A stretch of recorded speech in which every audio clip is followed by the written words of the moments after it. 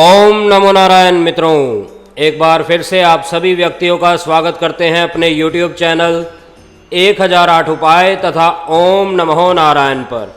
मित्रों, आज की इस वीडियो के माध्यम से हम आपको बताएंगे 7 अक्टूबर 2021 को शुरू होने वाले शारदीय नवरात्रे, उस नवरात्रे में प्रथम दिन कलश स्थापना किस प्रकार से आपने करनी है।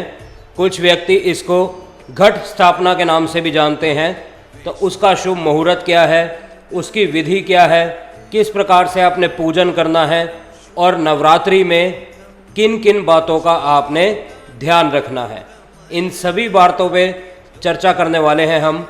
इसीलिए जुड़े रहें इस वीडियो के साथ, वीडियो को अंत तक देखें ताकि सभी जानकारी अच्छे से आपको समझ आ सके। और मित्रों, वीडियो शुरू करने से पहले हमेशा की तरह मेरा आप सभी व्यक्तियों से अनुरोध है, जो भी व्यक्ति इस चैनल पर नए हैं, पहली दफ़ा हमारी वीडियो को देख रहे हैं, वह वीडियो को लाइक ज़रूर कर दें और चैनल को सब्सक्राइब ज़रूर कर दें ताकि आने वाले समय में ऐसी ही बेहतरीन जानकारियाँ समय समय पर आपको हमारे माध्यम से मिलती रहें। तो मित्रों, घट स्थापना नवरात्रि के पहले दिन की जाती है, यह सभी व्यक्ति जानते हैं। और घट स्थापना में जो जो आवश्यक सामग्री लगने वाली है वह सामग्री मैं आपको सभी बताने वाला हूं। अगर आप नोट करना चाहें तो किसी कागज़ पेन की सहायता से इसको नोट भी कर सकते हैं। सामग्री में पहला सामान है जौ।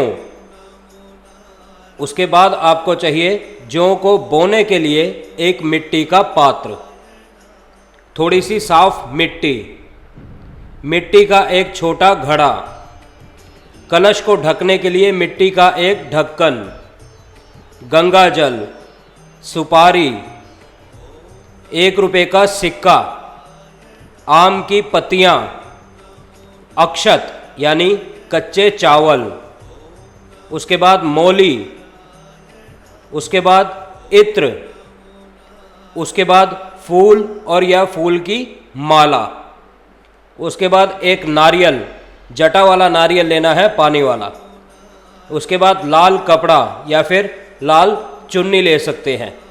उसके बाद चाहिए आपको दुर्वा यानी घास।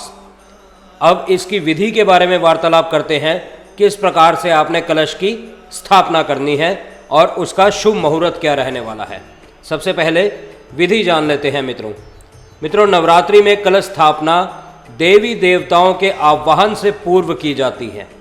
कलश स्थापना करने से पहले आपको उस कलश को तैयार करना होगा, जिसकी संपूर्ण विधि मैं आपको बताने जा रहा हूँ। तो सबसे पहले मिट्टी के बड़े पात्र में थोड़ी सी मिट्टी डाल लीजिए और उसमें ज्वारे के बीज डाल लीजिए यानी जौ डाल लीजिए। अब इस पात्र में दोबारा थोड़ी सी मिट्टी ऊपर से डाल दीजिए और फिर दोबारा इसमें जौ डाल दीजिए। उसके बाद सारी मिट्टी इसी पात्र में पलट दें और फिर बीज डालकर थोड़ा सा जल डाल दें। यानी सबसे पहले थोड़ी सी आपने मिट्टी डाली, उसके बाद थोड़े से जौ डाल दिए, उसके ऊपर दोबारा थोड़ी मिट्टी डाली, उसके बाद दोबारा थोड़े आपने जौ डाल दिए और तीसरी बार सेम ऐसे ही करना है। आपने थोड़ी सी मिट्टी डालकर थोड़े से जौ उसके ऊपर डाल देने हैं।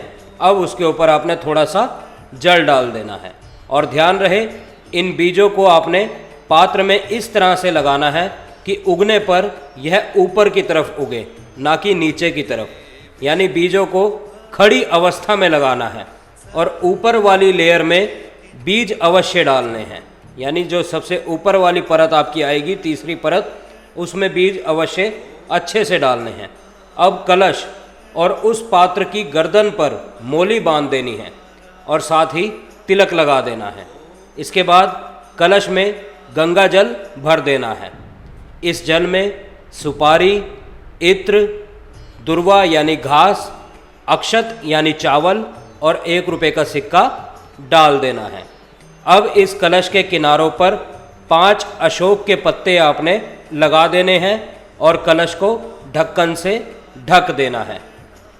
अब एक नारियल ले लेना है और उसे लाल कपड़े या लाल चुन्नी में लपेटकर, चुन्नी के साथ इसमें कुछ पैसे भी आपने अवश्य लपेटने हैं। इसके बाद इस नारियल और चुन्नी को मोली से बांध देना है।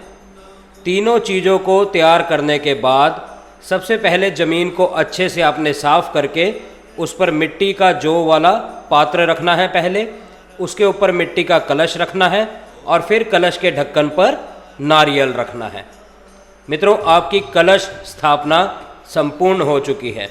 अब इसके बाद सभी देवी देवताओं का आवाहन करके विधिवत नवरात्रि पूजन करना है। इस कलश को आपको 9 दिनों तक मंदिर में ही रखे देना है और ध्यान रखें, सुबह शाम आवश्यकता अनुसार जल अवश्य डालना है। और नवरात्रि की पूजा की जो कलश स्थापना हमने की है, अगर इसके शुभ मुहूर्त के बारे में बात करें तो सबसे पहले शुभ मुहूर्त के अनुसार कलश की स्थापना की जाती है। और हिंदू धर्म में शुभ मुहूर्त का विशेष महत्व है, यह आप सभी व्यक्ति अच्छे से जानते हैं। तो 7 अक्टूबर का शुभ मुहूर्त मैं आपको बताने जा रहा हूँ। मित्रों, 7 अक्टूबर को सुबह 6:17 से सुबह 7:07 तक का शुभ समय है।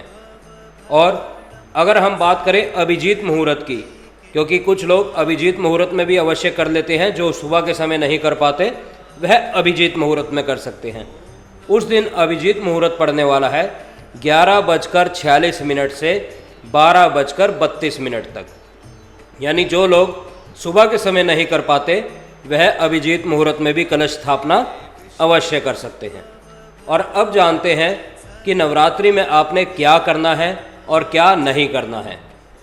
मित्रों, इन दिनों व्रत रखने वाले को जमीन पर सोना चाहिए, ब्रह्मचर्य का पूर्ण रूप से पालन करना चाहिए।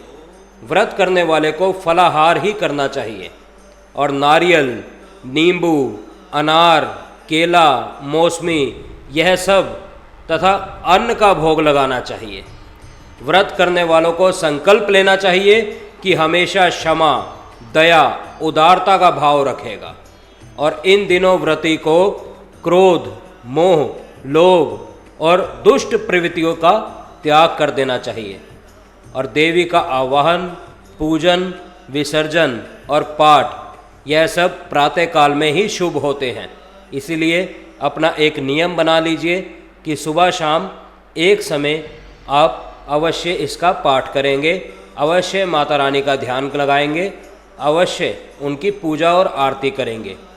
मित्रों, अगर आप जानना चाहते हैं कि प्रत्येक दिन जिस प्रकार से 7 अक्टूबर को नवरात्रि प्रारंभ हो रहे हैं, माँ शैलपुत्री का दिवस होता है उस दिन, तो उस दिन की पूजा किस प्रकार है, दूसरे दिन माँ ब्रह्मचारिणी का पूजन किया जाता है, उनकी पूजा किस प्रकार है, इसी प्रकार से भिन्न भिन्न दिन भिन्न भिन्न पूजन किए जाते हैं, भोग प्रसाद दिया जाता है और वस्त्रों के रंग के बारे में चर्चा की जाती है।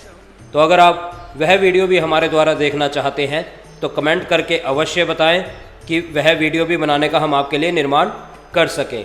और जिन व्यक्तियों ने यह जानकारी पूरी सुनी है, एक बार कमेंट में अवश्य लिख दें, जय माता दी, जय माता दी, जय माता दी।